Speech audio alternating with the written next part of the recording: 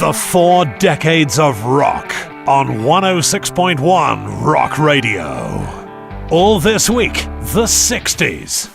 If you can remember it, you probably weren't there. Today, the technology. 4 decades in rock. All this week we are talking about the 60s. So let's talk about music, but specifically about the way that music has been recorded and disseminated and consumed in the 60s. Talk to Sam English from Sound on Sound. Hi, Sam. Hi, Steve. How's it going? It's going very well, thank you. I made some extensive notes on this topic, and when I looked at the entire history of recorded music, I couldn't see a decade with more change than the 60s. Absolutely. I think the 60s see some really fundamental changes, both in the way music is recorded and in the way it's disseminated to the public. The very earliest records that we play on Rock Radio, from the likes of The Kinks, The Who, Can't Explain My Generation. People try to put us to down, talking about my generation, just because we get around. Perhaps The Animals, House of the Rising Sun.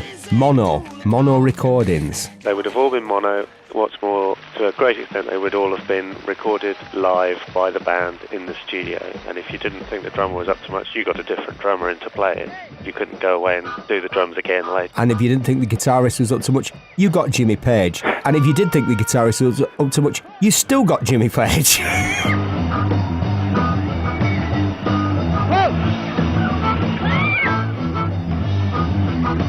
Didn't he play on everything?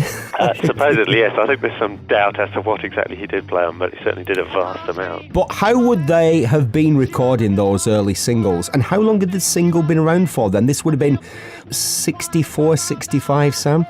Well, by this time, the single is well established as the dominant force in music sales, and it's been that way since the late 50s, really. And how would people have been listening to their singles? Presumably, the very first record player I have was one which my mother got down from the attic, which had been her first record player, and it was a Dansette stacker. The Dansette, yes, classic record player, and I think that's exactly what most people would have been listening to music on.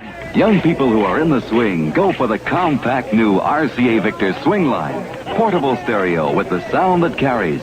The speakers swing out, the turntable swings gently into place. That's the new RCA Victor Swing Line. With rugged solid-state design, separate bass, treble, and stereo balance controls. 6 big stereo speakers and a Duralife diamond stylus. Be in the swing of things. Get the new RCA Victor Swing Line. Portable stereo with the sound that carries. You could stack 10 records so that they by some mechanical, which had an incredibly powerful spring. Didn't do the records much good, because obviously they were quite fragile. And the sound reproduction was, quite frankly, poor, to say the least. Yes, I don't think it really mattered who played bass on those records, because you weren't going to hear it anyway. Would those early singles, so the likes of the Kinks, the Who, the Beatles, the Animals, Van Morrison and them, how would they have been recorded to sound good, to appeal to people? How would people have heard that music? Well, one of the fundamental changes that you get in music recording at the early 60s is what's called the use of close microphone technique. So before that, microphones were hugely expensive things, and people were always a bit afraid to put them very close to things. So you might have 1 or 2 microphones in a room recording your whole band.